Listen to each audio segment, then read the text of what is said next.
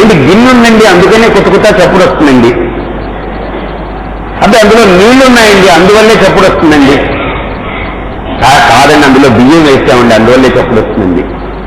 ఇవన్నీ జడ పదార్థాలండి. ఒక్క అగ్ని సంయోగం లేకపోతే ఈ క్రియలు ఏమీ జరగవు. ఊరికనే మీరు గిన్నెలో నీళ్లు పోసి బియ్యం పెట్టి పెడితే ఎన్ని రోజులకైనా అలానే ఉంటుంది, మురిగిపోతుంది, మురికి కంపు కొడుతుంది. కాబట్టి ఇక్కడ కూడా ఆత్మ సంకలనాత్ అగ్ని ఆత్మత్వం ప్రతిపాద్యతే.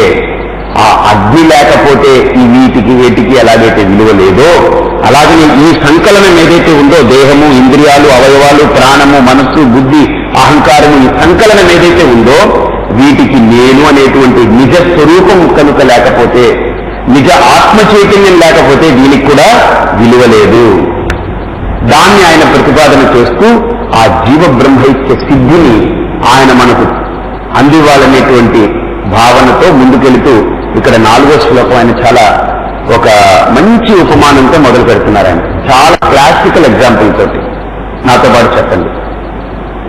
నానా ఛిద్ర ఘటోదర స్థిత మహా దీప ప్రభా భాస్వరం జ్ఞానం యస్యతు చక్షురాధికరణ ద్వారా బహిస్పందతే జానామీతి తమేవ భాంతం అనుభాతి ఏతత్ సమస్తం జగత్ తస్మై శ్రీ గురుమూర్తయే నమః. శ్రీ దక్షిణామూర్తయే.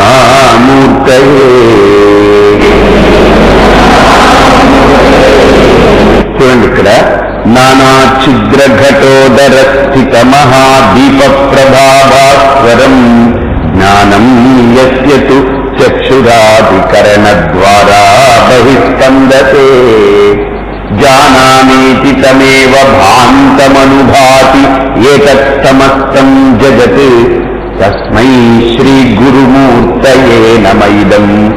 శ్రీ దక్షిణామూర్తయే.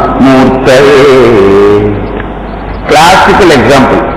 ఏమిటా క్లాసికల్ ఎగ్జాంపుల్?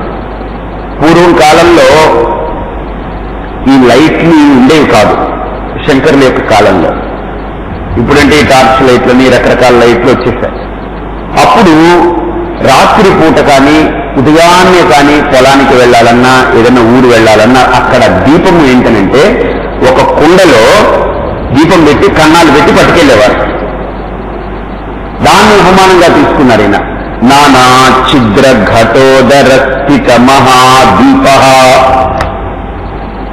అంటే ఒక కుండకి ఒక అతను ఏం చేశారంటే నానా ఛిద్రాలు పెట్టాడు. ఏమిటా నానా ఛిద్రాలు అని అంటే రౌండ్గా ఒక ఛిద్రం పెట్టాడు, స్క్వైర్గా ఒక ఛిద్రం పెట్టాడు, డైమండ్గా ఒక ఛిద్రం పెట్టాడు, ఆటింగ్ షేప్ లో ఒక ఛిద్రం పెట్టాడు, రెక్టాంగిల్ గా ఒక ఛిద్రం పెట్టాడు, దీర్ఘ చతురస్రంగా. ఇలా అతనికి తోచిన రకరకాల కన్నాలు అతను పెట్టాడు కుండకు పెట్టి దాంట్లో దీపం పెట్టి దాని మీద తాడు కట్టుకుని దాన్ని అలా తీసుకెళ్తున్నాడు. నానా ఛిద్ర ఘట, నానా ఛిద్రాలు అంటే ఇక్కడ నానా ప్రకారాలు, నానా రకాలైనటువంటి ఛిద్రాలు. ఒక్క రకంగా కాదు, ఒకటి రౌండ్గా ఉంది, ఒక పక్క డైమండ్గా ఉంది, ఇన్ని రకాలుగా ఉంది. తీసుకెళ్తుంటే దూరంగా ఒకటి చూశాడు. వాడికి ఈ కుండ ఒక కోణం నుండి వాడికి ఎలా కనిపించిందంటే ఏమిటోనండి బాబు రౌండ్ లైట్ వస్తుందండి అక్కడి నుంచి అన్నాడు. ఇంకొకటి ఈ మూల నుంచి చూసి అబ్బబ్బా రౌండ్ లైట్ కాదు స్క్వైర్ లైట్ వస్తుందండి అన్నాడు. ఈ మూల నుంచి ఒకటి చూసి అబ్బబ్బే డైమండ్ లైట్ వస్తుందన్నాడు. ఆ మూల నుంచి లేదు ఆటిన్ లైట్ వస్తుందన్నాడు. ఈ మూల నుంచి అబ్బబ్బే దీర్ఘ చతురస్రంగా వస్తుంది లైట్ అన్నాడు. అంటే ఏ ఛిద్రం నుంచి చూస్తే దీపపు కాంతి ఆ ఛిద్రం యొక్క ఆకారంలో బయటకు వ్యక్తమవుతుంది. కానీ అసలు ఆ దీపానికి ఏ ఆకారం ఉంది అది వాళ్ళెవరికి ఎవరికైనా తెలుస్తుందా? తెలియదు. అది ఎవరికి తెలుస్తుంది? పట్టుకున్న వాడికి తెలుస్తుంది. అలాగనే నేనేమిటో నా నిజస్వరూపాన్ని పట్టుకుంటే ఈ ఆకార వికారాలు ఉండవు. ఇది పట్టుకోని వాడికి అన్ని ఆకారాలు వికారాలు కనిపిస్తుంటాయి. అలాగనే నానా ఛిద్ర ఘటోదర, ఇది కూడా ఘటమే. ఏంటోనండి బాబు, ముందు ఘటం అని అంటారు. ఈ ఘటం కదిలేలా లేదండి అంటారు. ఏంటది? ఘట. నానా ఛిద్ర ఘట. ఎన్ని ఛిద్రాలు ఉన్నాయండి దీనికి? 9 ఛిద్రాలున్నాయి. 2 కళ్ళు, చెవులు, ముక్కు, నోరు, అన్ని ఛిద్రాలు. ఈ ఛిద్రాల్లో, ఈ ఘటంలో అన్ని ఛిద్రాలున్నాయి. ఈ ఘటంలో దీపం ఉంది. ఏమిటి? అహం. అహం అనే చైతన్యం. ఇది ఎలా ఉంది? దీప ప్రభాస్వరం జ్ఞానం యస్యతు చక్షురాధికరణ ద్వారా బహిస్పందతే. బాగా ఆలోచించండి. స్వామి ఎంత బాగా మాట్లాడతారో, అంటే కాంతి ఎంత రౌండ్గా ఉందో అన్నట్టుగా ఉంది. ఈ ఛిద్రం నుంచి ఆ చైతన్యం వచ్చేటప్పుడు బాగా మాట్లాడతాడండి అని అంటాం. ఈ ఛిద్రం నుంచి ఆ కాంతి వచ్చినప్పుడు బాగా చూస్తారండి అని అంటాం. ఈ ఛిద్రం నుంచి ఆ కాంతి ప్రసరించినప్పుడు బాగా వింటారండి అంటాం. అలాగే ఏ ఛిద్రం ద్వారా ఏ క్రియ జరిగితే ఇంద్రియాల ద్వారా మనం ఏమంటున్నామనంటే ఇంద్రియాన్ని గొప్పగా చూస్తున్నామే కానీ దాన్ని ప్రకాశింపజేసే చైతన్యాన్ని చూడలేకపోతున్నాం. అందుకప్ప గొప్ప వక్తండి అని ఆయన పొగుడుతాం. హే నానా ఛిద్రఘటోదర స్థితమః దీప ప్రభాస్వరం. అంతేకాదు, ఛిద్రాలే లేనటువంటి వస్తువులు కొన్ని ఉన్నాయి. ఏమిటి? మనస్సు, బుద్ధి, చిత్తము, అహంకారం. అవి కూడా ప్రకాశం పొందుతున్నాయి. ఎంత బాగా ఆలోచిస్తాడో అండి, ఎంత మేధావో అండి. అది కూడా అక్కడ బుద్ధిని పొగుడుతున్నాం, మనస్సుని పొగుడుతున్నాం, ఇంద్రియాల్ని పొగుడుతున్నాం, దేహాన్ని పొగుడుతున్నాం, ప్రాణాన్ని పొగుడుతున్నాం. కానీ మనం అంతా జడాల్ని పొగుడుతూ కూర్చుంటున్నాం. ఎందుకని? జడమై ఉన్నాం, నిద్రాణమై ఉన్నాం. ఒక్కసారి మేల్కొంటే నిజ వస్తువుని ఏదైతే ఉందో నిజాంతర్గతం, మొట్టమొదట అన్నారు కదా, ఆ నిజాంతర్గతమైనటువంటి ఆ చైతన్య స్ఫూర్తి దగ్గరికి వెళ్ళి నిలబడితే ఇక వీటిని పొగడవలసిన అవసరం లేదు. ఈ లోకంలో మేధావి అయినా ఆ చైతన్యమే, మూఢుడైనా అది బుద్ధి యొక్క ధర్మమే. కానీ మేధావిత్వం కానీ మూఢత్వం కానీ రెండు దేని యొక్క ధర్మాలు? బుద్ధి ధర్మాలు. అజ్ఞానం కానీ జ్ఞానం కానీ దేని యొక్క ధర్మాలు? బుద్ధి ధర్మాలు. బాగా ఆలోచించగలగడం, బాగా స్ఫూర్తివంతంగా ఉండడం, లేదా అలా ఏదో నిస్సత్తుతో నిస్త్రాణతో పడి ఉండడం, ఇది మనోధర్మాలు. స్ఫూర్తిగా ఉండడం, యాక్టివ్గా ఉండడం, కలగలగా అంటూ ఉండడం, లేదా ఏదో జడంగా, ఏదో నిరాశ, నిస్పృహ, ఏదో నిస్త్రాణత అలా ఉండడం, ఇది రెండు మనోధర్మాలు. తెలుసుకోవడం బుద్ధి ధర్మం, తెలుసుకోలేకపోవడం బుద్ధి ధర్మం. మాట్లాడడం వాక్ధర్మం, మాట్లాడలేకపోవడం అది వాక్ యొక్క బలహీనత. చూడడం కంటి యొక్క ధర్మం, చూపులో మందగింపు రావడం, బలహీనతలు రావడం, చూడలేకపోవడం అది నేత్రధర్మం. ఆంద్యమాంద్యపటుత్వేషు నేత్రధర్మేషు చైకదా. చాలా గొప్పగా చెప్తారు. ఆంద్యము, మాంద్యము, పటుత్వము ఇవన్నీ నేత్రధర్మాలే కానీ ఆత్మధర్మం కాదయ్యా. నేను నా కళ్ళండి చాలా బాగా చూస్తున్నానండి, నాకు ఏమి డిఫెక్ట్ లేదంటారు. చాలా ఎఫెక్టివ్గా ఉంటుందండి నా పర్సెప్షన్ అంటారు. కొంతకాలం పోతే ఏంటోనండి మధ్య కొద్దిగా చూపు మందగించిందండి. ఈ చూపు మందగించడం కానీ, చూపు బాగా కనపడడం కానీ ఈ ధర్మాలన్నీ నేత్రాందే కానీ ఆత్మది కాదు. అలాగని ఇక్కడ కూడా జ్ఞానం యస్యతు చక్షురాధికరణ ద్వారా బహిస్పందతే. ఇప్పుడు ఇంకొక ఆలోచన చేయండి. ఇక్కడి నుంచి కళ్ళతో ఇంతమందిని చూస్తున్నాను కదా, లోపల చూసేవాడొకడు, చెవితో వింటున్నాం కదా, వినేవాడొకడు, తినేవాడొకడు, మాట్లాడేవాడొకడు, వాసన పీల్చుకునేవాడొకడు. ఇంతమంది ఉన్నారా లోపల? చెప్పండి. ఇంతమంది ఉంటే ఇప్పుడు నేను మాట్లాడుతూ, మిమ్మల్ని చూస్తూ, మీది వింటూ, మీ స్పర్శలు పొందుతూ, ఇక్కడ గాలిని పీల్చుకుంటూ ఇంతమంది లోపల పనిచేయాలా? ఇన్ని క్రియలు జరుగుతున్నాయని ఇంతమంది కావాలా? ఒక ఇల్లు కట్టేటప్పుడు తాపీ మేస్త్రి ఉండాలి, కూలివాడు మోసుకు రావాలి, ఇంజనీర్ కావాలి, ప్లంబర్ కావాలి, ఎలక్ట్రీషియన్ కావాలి, ఇంతమంది కావాలి. కానీ ఇంత వ్యవస్థ, ఇంత ప్రక్రియ నడుస్తున్నప్పుడు, ఇక్కడ ఇంత ఫ్యాక్టరీ నడుపుతున్నప్పుడు ఎంతమంది కావాలి లోపల? ఒక వ్యక్తి నడుస్తున్నాడు అనుకో, నడుస్తూ సెల్ ఫోన్ ఇచ్చింది మాట్లాడుతున్నాడు అనుకోండి, దేన్నో చూస్తున్నాడు అనుకోండి, వింటున్నాడు అదే సమయంలో, చూస్తున్నాడు అదే సమయంలో, నడుస్తున్నాడు అదే సమయంలో. ఇంతమంది లోపల ఉన్నారా? ఒక్కడే. ఏంటి, ఎవరు నడుస్తున్నారండి అక్కడ? నేనేనండి. మీరు నడుస్తున్నారా? మాట్లాడిందండి నేనే మాట్లాడానండి. అప్పుడు అదేం చూస్తున్నారు? నేనేనండి. కళ్ళతో కేవలం చూడగలమంటే వాసన పీల్చుకోలేం, ముక్కుతో కేవలం వాసన పీల్చుకోగలమంటే మాట్లాడలేదు. ఒక ఇంద్రియం డిఫెక్ట్ అయితే ఆ ఇంద్రియం ఒక పని ఇంకొక ఇంద్రియం చేయలేదు. ఏ ఇంద్రియం పని ఆ ఇంద్రియందే, ఏ విభాగానికి ఆ విభాగమే. కాబట్టి ఇన్ని పనులు జరుగుతున్నాయి, వివిధ పనులు జరుగుతున్నాయి, రకరకాల పనులు జరుగుతున్నాయి. కానీ ఇన్ని పనులకి కర్త ఎంతమంది ఉన్నారు? ఒక్కడే, నేను. ఇప్పుడు అక్కడికి వెళ్ళండి, ఇప్పుడు ఇంద్రియాలను పక్కన పెట్టండి. ఆ నేను అనేటువంటి కర్త, వీడు లేస్తే కదండి ఈ కర్తృత్వం అనేది. వీడు లేస్తే కదా వీటన్నిటినీ లేపి శుభ్రంగా ఇంట్లో ఆవిడ లేస్తే, ఆవిడ లేవగానే ఏమిటి లేవండి ఉదయం అయిపోయింది వాకింగ్కి వెళ్ళాలి మీరని పిల్లలు లేచి పుస్తకాలు ఇచ్చి వాళ్ళు మొహం గడుపుని కూర్చోబెట్టి లైట్లు వేసి చిన్ని గందరగోళం చేసి కాఫీ పెట్టి హడావుడంతా మొదలవుతుంది. ఆవిడ యజమానురాలు. ఆవిడ లేవలేదనుకోండి, వీడు దుప్పటి పని పడుకుంటాడు, అబ్బాయి ఇంకా పడుకుంది ఇలా హాయిగా. ఈ పిల్లలు అసలు లేవరు ఇంట్లో, అంత నిస్త్రాణంగా నిద్రాణంగా ఉంటుంది. ఎవరు లేస్తే ఇళ్ళంతా గలగల గలగలలాడుతుందో, ఎవరు పడుకుంటే ఆఖరిగా చూడండి అందరూ పడుకుంటారు, ఈవిడ అన్ని లైట్లు ఆర్పేసి తలుపులన్నీ వేసుకుని అన్ని చూసుకుని అందరూ పడుకుంటారు, వచ్చి ఈవిడ పడుకుంటుంది. ఎవరు ఆఖరుగా పడుకుంటే ఎన్ని పడిపోతున్నాయో, ఎవరు లేస్తే ఇవన్నీ ఇంత చేతనవంతంగా స్ఫూర్తిదాయకంగా క్రియలు చేస్తూ ఉన్నాయో అది ఎవరు? నేను. ఈ వ్యవస్థని నడిపేది నేను, ఈ వ్యవస్థని మడత పెట్టేది నేను, మూత పెట్టేది నేను, దీన్ని మళ్ళీ మేల్కొల్పేది నేను. నిద్ర జాగ్రత్త, నిద్ర జాగరణం, నిద్ర జాగరణం. ఎందుకు తెలుసండి? నిజంగా ఈ దేహానికి నిద్ర అక్కర్లేదని. దేహం నిద్రపోతుందంటారా? లేదు. ఎవరు నిద్రపోతున్నారంటారు?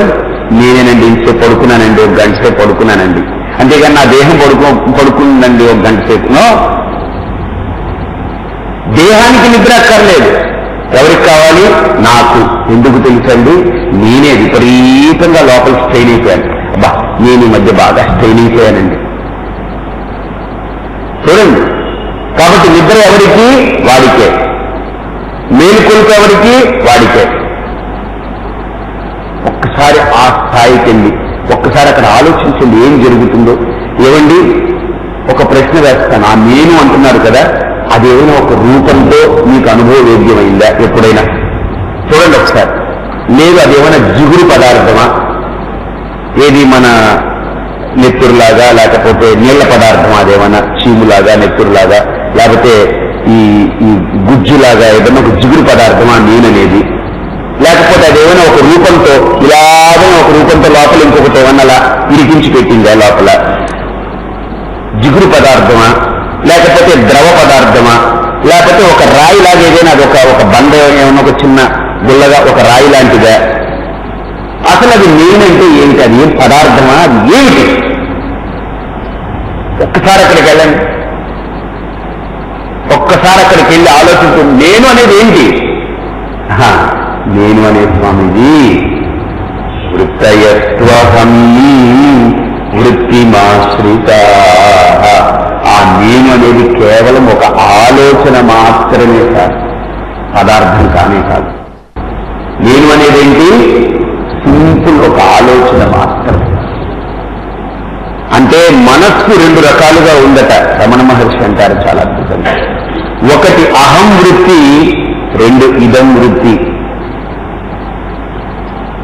నేను అనేది ఒక భాగం మనస్సుది, నాది అనేవన్నీ రెండో భాగం మనస్సుది.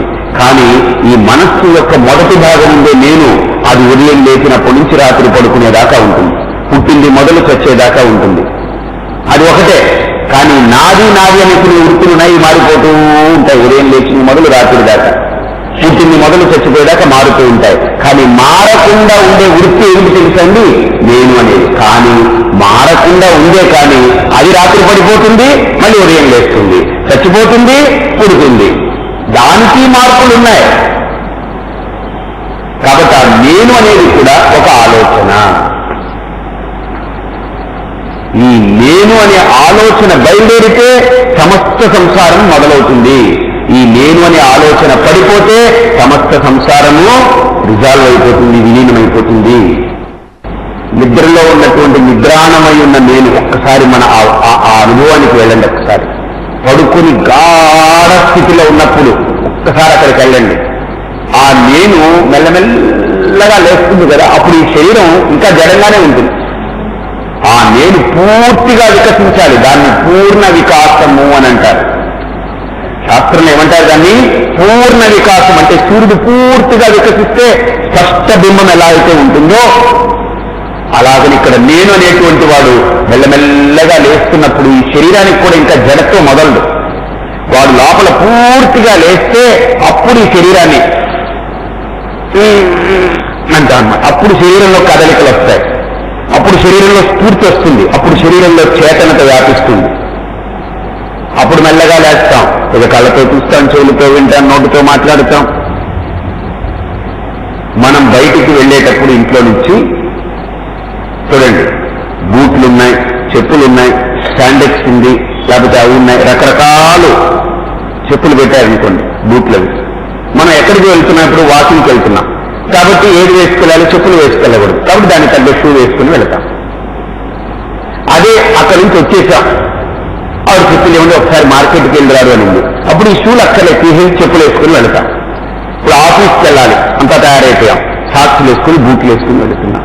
అంటే ఏ పనులు చేయాలనుకుంటే, ఏ చోటికి వెళ్ళాలనుకుంటే దాని తగ్గ ఉపాధి ఏదైతే ఉందో దాన్ని తొడుక్కుని వెళుతున్నామో, అలాగని ఈ లోకంలో నేను బయటికి వెళ్ళి చూడాలనుకున్నప్పుడు దీన్ని తొడుక్కుని వెళ్ళి చూస్తున్నాను. ఎవరికైనా మాట్లాడాలి, ఏదైనా చేయాలనుకోండి, దీన్ని తొడుక్కుని బయటికి వెళ్ళి వ్యవహారం చేసి వస్తున్నాను. అర్థమైందా? కానీ ఆయా ఇంద్రియాలను వాడుకుంటూ నేనేం చేస్తున్నానంటే ఈ మొత్తం మూతంతా కూడా చేతనంగానే ఉంది, కానీ ఆ ఇంద్రియానికి ఎక్కువ చేతనత్వాన్ని ప్రసరింపజేస్తున్నాను, కాన్సన్ట్రేషన్. ఇప్పుడు మీరు వింటున్నప్పుడు మీ కంటికి కానీ, మీ నోటికి కానీ, మీ మిగతా ఇంద్రియాలకు కానీ అంత చేతనత్వం ఉండదు. ఒక్క చేయి మీరు ఎక్కువ అలా పెట్టి వింటుంటారు, ఎక్కువ దృష్టి అక్కడ పెడతారు. కొంతమంది వినేటప్పుడు ఇలా చెవులు పెడతారంటే ఆ నేను గారు వాలిపోతారనమాట. అక్కడ ఎక్కువ దృష్టి అక్కడ పెడతాం, ఎక్కువ ఆలోచన అక్కడ పెడతాం. అంటే మన మనస్సు, బుద్ధి, చిత్తము, అహంకారం అంతా కూడా ఆ ఇంద్రియం మీద ఫుల్లుగా కాన్సంట్రేట్ అయ్యింది. దాన్ని వాడుకుంటాం మనం కదా. ఇదే కదా జరిగేది, మనలో జరిగే క్రియలు ఇవే కదా, మనం చేసే పనులు ఇవే కదా, ఇంతకంటే ఉన్నాను. ఇప్పుడు ఇక్కడ శంకరులు ఒక చిన్న దీనికి నడుపుతున్నారు. ఏంటనంటే ఇప్పుడు కళ్ళతో చూస్తున్నాను కదా, చూడబడే కన్ను నాదా లేకపోతే చూసేవాణ్ణి నేనా? నేను చూసేవాణ్ణా లేకపోతే చూడబడే కన్ను నేనా? చెప్పండి. మాట్లాడబడేటువంటి ఈ వాక్ ఇంద్రియం నేనా లేకపోతే నేను మాట్లాడేవాడినా? నేను మాట్లాడేవాడిని మాత్రమే, ఈ నోరు నేను కాదు. చూసేవాణ్ణి మాత్రమే, ఈ కన్ను నేను కాదు. వినేవాణ్ణి మాత్రమే, ఈ చెవులు నేను కాను. నడిచేవాణ్ణి మాత్రమే, ఈ కాళ్ళు నేను కాను. పట్టుకునేవాణ్ణి, ఇచ్చేవాణ్ణి మాత్రమే, కానీ చేతులు నేను కాను. రుచి చూసేవాణ్ణి మాత్రమే, ఈ నాలుక నేను కాను కదా. నాలుక నేను కాను, రుచి చూస్తున్నాను. కళ్ళు నేను కాను, చూసేస్తున్నాను. చెవులు నేను కాను, వింటున్నాను కదా. ఇది మన అనుభవం, అంతే కదా. ఇప్పుడు ఇంకొక మెట్టు పైకి ఎక్కుదాం మన అనుభవంలో. అలాగని నేను వినేవాడిని అయితే ఇది నేను చూసేవాడిని కాదు, పడుకునేవాడిని కాదు, లేచేవాడిని కాదు, మాట్లాడేవాడిని కాదు. ఏదో ఒక్కటే అయిపోతాను నేను. కాబట్టి నేను వినేవాణ్ణి కాను, చూసేవాణ్ణి కాను, మాట్లాడేవాణ్ణి కాను, నడిచేవాణ్ణి కాను. ఆ ఇంద్రియాలతో కలిసినప్పుడు ఆ పేరు నాకు వస్తుంది. I am seer, I am eater, I am thinker, I am walker, I am talker. వాస్తవానికి నేను ఇవేవి కాను.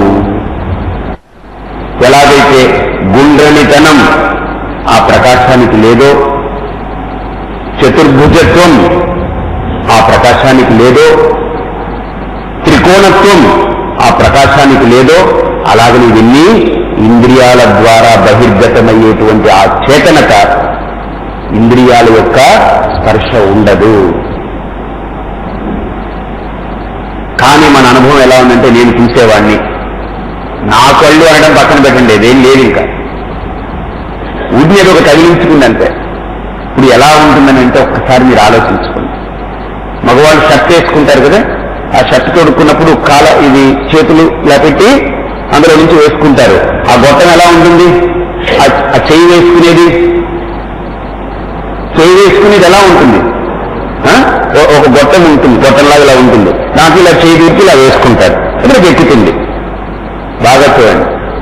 అలాగనే ఈ గొట్టాల్లో నేను దూరి వాడుకుంటున్నాను, ఈ గొట్టంలో దూరి వాడుకుంటున్నాను, ఈ గొట్టం ద్వారా వాడుకుంటున్నాను. ఎన్ని గొట్టాలని అవి తగిలించుకోవడం, వాడుకోవడం, హాయిగా వాడుకుంటున్నాను. కానీ ఈ వాడుకోవడంలో ఎక్కడ తేడా వచ్చిందనంటే, ఇది తగిలించుకుని నా చొక్కా అనుకుంటున్నానే కానీ నేను చొక్కా అయిపోవట్లేదు, కానీ ఇక్కడ నేనే అయిపోతున్నాను. అది తేడా. ఇది తగిలించుకున్న తర్వాత ఇది నాది అనుకుంటే పర్లేదు, ఓకే, నేను వాడుకుంటున్నాను అనుకుంటే పర్లేదు. మనకు అలా ఉండట్లేదు. ఏమైపోతున్నాను? ఇది నేనే అయిపోతున్నాను అంతే. ఏమింది ఇది? నేనుంది, నేను. అది ఎందువల్ల కలిగింది? అజ్ఞానం, సరైన అవగాహన లేకపోవడం.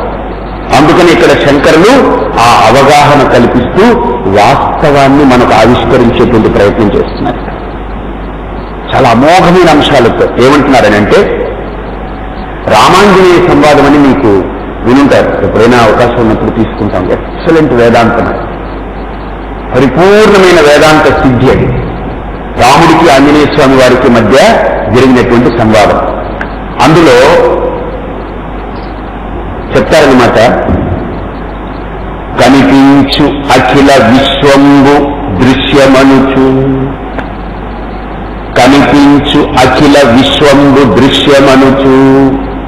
అంటే ఈ విశ్వం ఏదైతే కనిపిస్తుందో, నాకు అనిపిస్తుందో, ఇవన్నీ కూడా దృశ్యాలే. అంటే మీకు ఒక చిన్న ఉపమానం చెప్పి ఇక్కడ ముందుకు వెళ్దాం. ఇప్పుడు మీరు నన్ను చూస్తున్నారు కదా, మీరు నన్ను చూస్తున్నారు. ఇప్పుడు నేను మీకు దృశ్యం.